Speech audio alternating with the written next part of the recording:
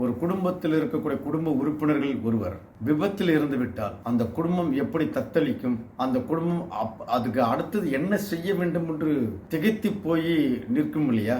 3 பிளேடுல 3 open ஆயிருக்குதா இல்லையா என்றை பார்க்காமல் மேலே ஏறி கை வைத்து ஷாக்கடித்து காக்கை குருவிகளாய் இறந்து போன ஊழியர்களுடைய எண்ணிக்கை ஒவ்வொரு ஆண்டும் கூடிக்கொண்டே இருக்கிறது. இதற்கு காரணம் மின்சாரத்தை உடனடியாக நுகர்வோருக்கு கொடுத்து மின்சாரத்தை ரெஸ்டோர் பண்ணும். மனித மனத்தை மனிதனே அள்ளுகின்ற விஷயமும் மனித மனம் கூடுகின்ற அந்த டிரைனேஜில் அடைப்புகளை சரி செய்வதற்கு இயந்திரங்களை பயன்படுத்துவதற்கு பதிலாக மனிதனை பயன்படுத்தி சுத்தம் செய்கின்ற கொடுமை என்பது உலகிலேயே இந்தியாவில் தான் ஜாஸ்தி. ஐரோப்பிய நாடுகளில், மேலை நாடுகளில், அமெரிக்க நாடுகளில் எல்லாம் அந்த டிரைனேஜ் சிஸ்டத்தை எப்படி மெயின்டைன் பண்றாங்கன்னு நம்மளுக்கு போய் கத்துக்கணும். எல்லா ஆட்டோமேஷன், மனிதன் தள்ளி நிற்பான், மெஷின்ல ஆப்ரேட் பண்ணுவான், மெஷின் தான் எல்லா வேலையும் செய்யும். கள்ளச்சாராயம் காய்ச்சியது யார்? கள்ளச்சாராயத்தை காய்ச்ச அனுமதித்தது யார்? அது விபத்தா நிகழ்வா?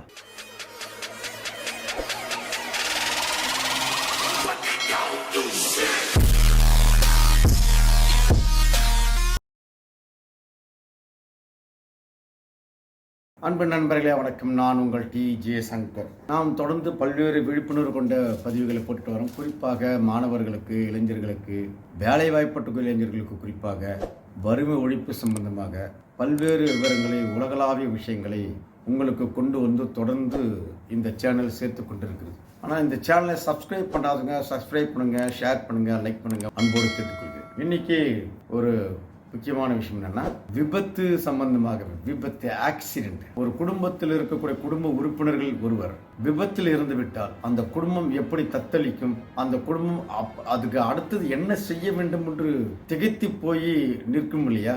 அந்த உணர்வுகளை நம்மால் உணர முடியும் இல்லையா. அதே போன்று பல்வேறு விபத்துகள். சமீபத்தில் ரயில்வே துறையில 2 ரயில்கள் ஒன்றோடு ஒன்று மோதி கொண்டதில் 10க்கும் மேற்பட்டவர்கள் இறந்து போனார்கள். 10க்கும் மேற்பட்டு இறந்து போனார்கள் மட்டுமல்ல, இதற்கு முன்பாக 2 ஆண்டுகளுக்கு முன்பாக பீகார் மாநிலம் இதே மாதிரி ஒரு ரயில் விபத்து ஏற்பட்டது. அதற்கு 2 ஆண்டுகளுக்கு முன்பாக மேற்கு வங்கத்திலே ஒரு ரயில் விபத்து ஏற்பட்டது. இந்த ரயில் விபத்துகள் ஏற்படுவது எதனால் என்பதை தொடர்ந்து பேசிக்கொண்டே வராங்க.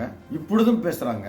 அது முக்கியமாக பேசக்கூடிய விஷயம் என்னன்னா, அசிஸ்டன்ட் லோகோ டிரைவர் என்ற கூடிய அந்த பணியிடங்களை நீண்ட ஆண்டுகளாக நிரப்பப்படாமல் இருக்குது.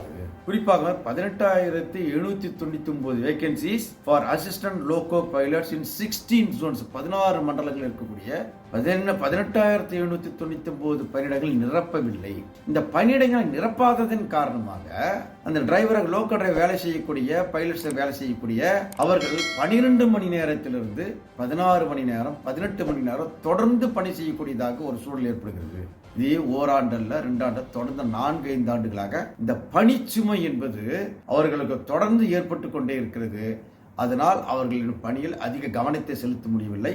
ரயில்வே விபத்துக்கு, ரயில்கள் மோதலுக்கு இது முக்கிய காரணம் என்று பெரும்பான்மையினர் சொல்றாங்க. குறிப்பாக ரயில்வே துறையில் தொழிற்சங்கம் அமைத்துள்ள தொழிலாளர்களின் தொழிற்சங்கங்களும், அதிகாரிகளின் தொழிற்சங்கங்களும், லோகோ டிரைவர்கள் அமைப்புகள் கொண்ட ஒரு தொழிற்சங்கம் இதை தொடர்ந்து வற்புறுத்தி வருகிறது. இந்த விபத்துக்கு முக்கிய காரணம் பணியிடங்களை மத்திய அரசு நிரப்பாதது, குறிப்பாக ரயில்வே துறை நிரப்பாததுதான் காரணம் என்று சொல்லப்படும். இது உண்மை இருக்கா? 100% இல்ல, 200% உண்மை இருக்கிறது என்பதை நாம் புரிந்து கொள்ள வேண்டியிருக்கு. இது மட்டுமா? இது ஒரு ரயில்வே துறை உண்மை. அதே மின்சாரத்துறைக்கு வருமே. மின்சாரத்துறையில் ஓராண்டுக்கு சராசரியாக 100லிருந்து 120 ஊழியர்கள் மின் விபத்து ஏற்பட்டு இறந்து போகிறார்கள். 250லிருந்து 300 வரையில் சராசரியாக மின் விபத்து ஏற்பட்டு கடுமையான காயங்களை சந்திக்கிறார்கள். கை எரிந்து போய், கால் எரிந்து போய், முகம் எரிந்து போய், முதுகெல்லாம் மார்பலம் எரிந்து போய் கடைசி நேரத்தில் உயிர் தப்பி நடைப்பிணமாக இருக்கக்கூடியவர் நூற்றுக்கணக்கானவர்கள். ஒவ்வொரு ஆண்டும் 300லிருந்து 350 சராசரியாக. ஏன் இந்த விபத்து ஏற்படுது? இந்த விபத்து ஏற்படுவதற்கு முக்கியமான காரணம் ஆரம்ப பணியிடங்களை நிரப்பாதது, மன உளைச்சலோடு பணி செய்வது, 12 மணி நேரங்களுக்கு மேலாக பணி செய்வது, இரவு நேரங்களிலும் கூட ஒரு ஆட்துறை பணியாளர் துணை இல்லாமலேயே தன்னந்தனியாகவே சென்று கம்பத்தில் ஏறுவது, தன்னந்தனியாகவே சென்று டிரான்ஸ்பார்மரில் ஏறுவது, 3 பிளேடுல 3 ஓபன் ஆயிருக்குதா இல்லையா என்றை பார்க்காமல் மேலே ஏறி கை வைத்து ஷாக்கடித்து காக்கை குருவிகளாய் இறந்து போன ஊழியர்களுடைய எண்ணிக்கை ஒவ்வொரு ஆண்டும் கூடிக்கொண்டே இருக்கிறது. இதற்கு காரணம் மின்சாரத்தை உடனடியாக நுகர்வோருக்கு கொடுத்து மின்சாரத்தை ரெஸ்டோர் பண்ணணும், சர்வீஸ் கொடுக்கணும்.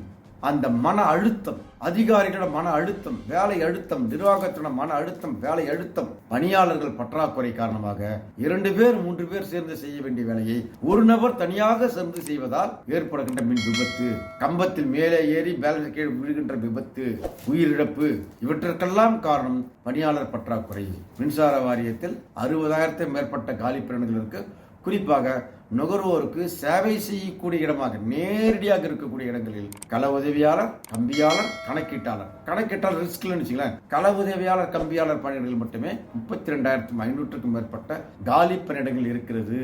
இந்த பணியிடங்கள் நிரப்பாததன் காரணமாக விபத்துகள் தொடர்ந்து ஏற்படுகிறது என்பதை நாம் தொடர்ந்து சொல்லிக்கொண்டு வர பல்வேறு பதிவுகளில் சொல்றோம். அதே போல மாநகராட்சிகளே வேலை செய்யக்கூடிய தூய்மை பணியாளர், குறிப்பாக இந்த டிரைனேஜ் மேன்ஹோல் இருக்கும், டிரைனேஜ் மேன்ஹோல்ல பணியாற்றக்கூடிய பணியாளர்கள், அதை சுத்தம் செய்கின்ற பணியாளர்கள், இதுதான் உலகத்திலேயே கொடுமையான விஷயம். என்னன்னா, மனித மனத்தை மனிதனே அள்ளுகின்ற விஷயமும், மனித மனம் கூடுகின்ற அந்த டிரைனேஜில் அடைப்புகளை சரி செய்வதற்கு இயந்திரங்களை பயன்படுத்துவதற்கு பதிலாக மனிதனை பயன்படுத்தி சுத்தம் செய்கின்ற கொடுமை என்பது உலகிலேயே இந்தியாவில் தான் ஜாஸ்தி. அதை ஒரு குடும்பத்தின் தொழிலாக, குலத்தொழிலாக செய்ய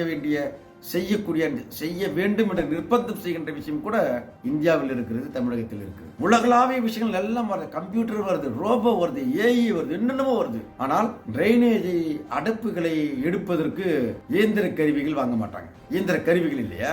ஐரோப்பிய நாடுகளில், மேலை நாடுகளில், அமெரிக்க நாடுகளில் எல்லாம் அந்த டிரைனேஜ் சிஸ்டத்தை எப்படி மெயின்டைன் பண்றாங்கன்னு நம்மளுக்கு போய் கத்துக்கணும். எல்லா ஆட்டோமேஷன், மனிதன் தள்ளி நிற்பான், மெஷின்ல ஆபரேட் பண்ணுவான், மெஷின் தான் எல்லா வேலையும் செய்யணும்ல. நிதி பற்றாக்குறைக்காக பல 1000 கோடிகளை நிதியாக பெறுகின்ற தமிழக அரசு, இந்திய அரசு டிரைனேஜ் சுத்தம் பண்ற விஷயத்துல என்ன பண்ணிக்கிறோம்? சட்டம் என்ன சொல்லுது? 1996 போட்டாங்க ஒரு சட்டம், மனித மனத்தை மனிதன் அள்ளக்கூடாது, இயந்திரங்களை வைத்து பண்ண வேண்டும். 96 போய் 2000 போய் 2024 வந்துச்சு. இதற்கிடையில் 2019ஆம் ஆண்டு இன்னொரு அந்த சட்டத்தினுடைய அமெண்ட்மெண்ட் சட்டம் வந்திருக்கு. மனிதர்களை பயன்படுத்தினால் மனிதர்களை பயன்படுத்துகின்றவர்கள் மீது சட்டம் பாயும் என்று ஒரு சட்டம் வந்திருக்கிறது. எங்க பாய்ஞ்சதுன்னு தெரியல. இன்றும் டிரைனேஜ்ல மனிதனை இறக்கி அது அடைப்புகளை சீர் செய்கின்ற பணியை அரசு துறைகளே செய்கிறது என்று சொன்னால் இது எங்கே போய் சொல்லுது? அதன் மூலமாக விஷவாயு தாக்கி, அதன் மூலமாக நோய்வாய்ப்பட்டு இறந்து போகின்ற அந்த இறப்புக்கு, அந்த குடும்பத்திற்கு யார் பதில் சொல்ல போகிறார்கள் என்ற கேள்வி இருக்குல்ல. யார் பதில் சொல்ல போகிறார்கள்? அரசு பொறுப்பேற்றுக் கொள்ளுமா, இல்ல தனியார் யாரோ அவர்கள் பொறுப்பேற்றுக் கொள்வார்களா? அந்த குடும்பத்தின் எதிர்கால நிலை என்ன என்பதை சிந்தித்து பார்க்க வேண்டாமா? இது மட்டுமா நடக்கிறது? போக்குவரத்து துறையில ஒப்பந்த அடிப்படையில் டிரைவர்கள், போக்குவரத்து துறை பஸ் முழுக்க அவுட்டர்ல விளம்பரம். அந்த பஸ் ஒரு ஆண்டுக்கு 500 பஸ்ஸை வாங்கி புதிய பஸ்களை நடைமுறைக்கு கொண்டு வந்து பழைய பஸ்களை ஓரங்கட்டிட்டு விபத்துகளை தவிர்த்தது. அது ஒரு காலம், கனாக்காலமாக மாறி போச்சு. பஸ் எல்லாம் ஓட்ட வண்டி, காலாங்கடைக்கு போட வேண்டிய அந்த பஸ்ஸுகள் எல்லாம் சொட்டை தட்டி அதை தட்டி மேல ஸ்டிக்கர் ஒட்டி ஓட்டுறாங்க. எத்தனை இடங்களில் அந்த பஸ் பிரேக் டவுன் ஆயிருக்கு, எத்தனை இடங்களில் அந்த பஸ் விபத்தை ஏற்படுத்தி இருக்கிறது. இதனால் பொதுமக்களுக்கு எவ்வளவு இன்னல்கள் ஏற்படுகிறது என்பதை எல்லாம் நாம் நேரடியாக பார்த்து கொண்டிருக்கோம். அப்ப விபத்து என்பது தெரிந்தே நடக்கின்ற விபத்து. விபத்துனாலுமே என்ன அர்த்தம்னா, ஆக்சிடென்ட் அப்படின்னா தெரியாமல் தன்னை மீறி நடப்பது, அதுக்கு பேர் தான் ஆக்சிடென்ட் பேரு. தெரிந்தே நடந்தாலும் விபத்து அல்ல, அது நிகழ்வு. இப்ப ரயில்வேல ஆட்கள் பற்றாக்குறை தெரிந்திருக்குது, அரசாங்கம் போடல, அதனால ஆக்சிடென்ட் ஆயிருக்கு, அது பேர் ஆக்சிடென்டா? அது தெரிந்தே நடந்த நிகழ்வுன்னு சொல்லலாம்ல. அதே மாதிரி தான் இபி, அதே மாதிரி தான் டிரான்ஸ்போர்ட். ஆக விபத்து என்பது நிறுவனங்கள் நடக்கின்ற கொத்தாக நடக்கின்ற அந்த விபத்துகளின் மூலமாக எண்ணற்ற குடும்பங்கள் சிதைந்து போய்க்கிறது. எண்ணற்ற குடும்பங்களின் வாழ்க்கை தலைகீழாக மாறி இருக்கிறது. அந்த குடும்பங்களில் இருக்கிற சின்ன சின்ன குழந்தைகளின் எதிர்காலம் பட்டு போயிருக்கிறது. தடமாறி போன வாழ்க்கை அவர்களுக்கு கிடைத்திருக்கிறது. தந்தை இல்லாது போவதன் காரணமாக அந்த குடும்பம் எவ்வளவு சிரமத்திற்கும் சீரழிவிற்கும் உள்ளாகும் என்பதை குடும்ப உறவுகளோடு நெருங்கி இருப்பவர்களுக்கு தெரியும். அப்ப அரசு துறையில் விபத்து நடந்தாலும் சரி, அதாவது போக்குவரத்து துறையில் நடந்தாலும் சரி, மின்சாரத்துறையில் நடந்தாலும் சரி, ரயில்வே துறையில் நடந்தாலும் சரி, ONGC என்ற ஆயில் நிறுவனங்கள் நடந்தாலும் சரி, எங்கு நடந்தாலும் சரி, அந்த விபத்துக்கு காரணம் அது விபத்தாக தன்னை மீறிய ஒரு செயலாக இருக்கின்ற பொழுது அது விபத்தாக கருதப்படும். கண் முன்னாடியே தெரிகின்ற விஷயங்களை சரி செய்ய வேண்டிய நிகழ்வுகளை விஷயங்களை சரி செய்யாமல் போனதனால் ஏற்பட்ட விபத்துகளாக அது மாறுகின்ற பொழுது அந்த விபத்துகளுக்கு யார் பொறுப்பேற்றுக் கொள்ள வேண்டும் என்ற ஒரு கேள்வி எழுகிறது. ரயில்வே துறையில் நடந்த விபத்துக்கு யார் பொறுப்பேற்றுக் கொள்வது? மின்சாரத்துறையில் நடக்க இருக்கின்ற மின் விபத்துகளுக்கு யார் பொறுப்பேற்றுக் கொள்வது? போக்குவரத்து துறையில் ஏற்படுகின்ற விபத்துகள் யார் பொறுப்பேற்றுக் கொள்வது? மனிதன் அள்ளக்கூடிய அந்த டிரைனேஜில் இருக்கிற மனிதன் இறங்கி விஷவாயை கக்கி செத்து அந்த குடும்பம் நிர்கதிக்கு ஆளாகின்ற போது, நடு ரோட்டில் இருக்கின்ற பொழுது அந்த குடும்பத்தின் பிரச்சனைகளுக்கு எதிர்காலத்திற்கு யார் பொறுப்பேற்றுக் கொள்வது? இத்தனை கேள்விகளுக்கும் விடையளிக்க வேண்டியிருக்கு. இந்த வீடியோவை பார்க்கின்ற நண்பர்களுக்கு ஒரு வேண்டுகோள். நம்மை சுற்றி இப்ப சொன்ன இந்த விபத்துகளால் பாதிக்கப்பட்ட எண்ணவற்று இருக்காங்க. ஒண்ணும் இல்லைங்க, சாலையில ஓரமா நடந்து போயிருப்பார், பின்னாடி ஒரு வண்டி வந்திருக்க ஓவர்டேக் பண்ணியிருப்பான், சும்மா நடந்து போறவரை ஆக்சிடென்ட்ல அடிச்சுட்டு போயிருப்பார், ஸ்பாட்ல இறந்து போடுவார். அவருக்கு சின்ன குழந்தைகள் இருக்கும், வீட்டில் ஒரு மனைவி, எதிர்காலம் இல்ல, வறுமை. அந்த வாழ்க்கை, அந்த விபத்தின் மூலமா அந்த வாழ்க்கை தலைகீழாக புரட்டி போகும். அவர் இன்சூரன்ஸ் கட்டியிருக்க மாட்டார், இன்சூரன்ஸ் பணம் வராது. அந்த குடும்பத்துக்கு என்ன பொருளாதார பாதுகாப்பு இருக்கு, சமூக பாதுகாப்பு என்ன இருக்கிறது என்பதை பற்றி எல்லாம் சிந்திக்க வேண்டிய காலமாக இருக்கிறது. முதலாளித்துவ நாடுகளில் கூட, முதலாளித்துவம் கோலச்சிருக்கக்கூடிய அமெரிக்கா, பல்வேறு நாடுகளில் கூட ஒவ்வொரு மனிதனுக்கும் காப்பீடு முக்கியமானதாக இருக்கு. அந்த காப்பீடு விபத்து ஏற்பட்டாலும் வேறு ஏதோ ஒரு வகையில் அது வருகின்ற விபத்து ஏற்படுகின்ற பொழுது, இறப்பு என்று வருகின்ற பொழுது அந்த குடும்பத்தை பாதுகாக்கின்ற அந்த இன்சூரன்ஸ் மிகப்பெரிய பாதுகாப்பாக அவர்களுக்கு இருக்கிறது. ஆனா இன்சூரன்ஸ் போட வேண்டும் என்ற அவேர்னஸே இல்லாத சமூக அமைப்பில் இருக்கக்கூடிய தமிழக மக்களுக்கு, இந்திய மக்களுக்கு, அறியாமல் இருக்கக்கூடிய மக்களுக்கு அந்த குடும்ப விபத்தின் மூலமாக பாதிக்கப்பட்டால் அந்த குடும்பத்தை பாதுகாப்பது யார்? அந்த குடும்பத்தினுடைய குழந்தைகளை எதிர்கால வாழ்க்கைக்கு யார் உத்தரவாதம் அளிக்கப் போகிறார்? இதெல்லாம் பேசும் பொருளாக மாற வேண்டும். பாதிக்கப்பட்டவர்களும் பேசுவதில்லை, பாதிக்கப்பட்டவர் குடும்பங்களும் பேசுவதில்லை, பத்திரிகைகளும் பேசுவதில்லை, ஊடகங்களும் அன்றைய நிகழ்ச்சிக்கு ஒரு சூடான செய்தியாக கொடுத்துவிட்டு எளிதாக கடந்து போய்விடுகிறார்கள். ஆனால் என்ன நடக்கிறது? நேற்றைய நிகழ்வு, இன்றைக்கு தேதி 19ஆம் தேதி, கள்ளக்குறிச்சியில் கள்ளச்சாராயம் குடித்து இறந்து போன குடும்பங்கள் ஆஸ்பத்திரியில் படுத்துக்குது. எல்லாம் மனைவி, குழந்தைகள் பக்கத்தில் உட்கார்ந்து ஒப்பாரி வைத்துக் கொண்டிருக்கிறார்கள். கள்ளச்சாராயம் காய்ச்சியது யார்? கள்ளச்சாராயத்தை காய்ச்ச அனுமதித்தது யார்? அது விபத்தா, நிகழ்வா? இது போன்ற எண்ணற்ற நிகழ்வு நம்ம சமூகத்தில் சுத்தி வந்து கொண்டிருக்கிறது. அரசு செய்ய வேண்டிய விஷயம் ஏராளமாக இருக்கிறது, அரசுக்கு நாம் சொல்ல வேண்டிய விஷயம் ஏராளமாக இருக்கிறது. இது போன்ற விபத்தை ஒட்டி இருக்கக்கூடிய பல்வேறு விஷயங்களில் நீங்கள் புரிந்து கொண்டது என்ன? நீங்கள் உணர்ந்தது என்ன? உங்களுக்கு இது போன்ற ஒரு நிகழ்வு ஏற்பட்டால், உங்களோட நெருங்கிய உறவினருக்கு, அண்ணன், தம்பி, மாமா, மச்சான் என்று போன்று இருக்கக்கூடிய உறவினருக்கு இது போன்ற நிகழ்வு ஏற்பட்டால் நீங்கள் எப்படி இருப்பீர்கள்? அதற்கு பிறகு அந்த குடும்பத்தின் நிலை என்ன? போடுங்க, கமெண்ட் பாக்ஸில் போடுங்க.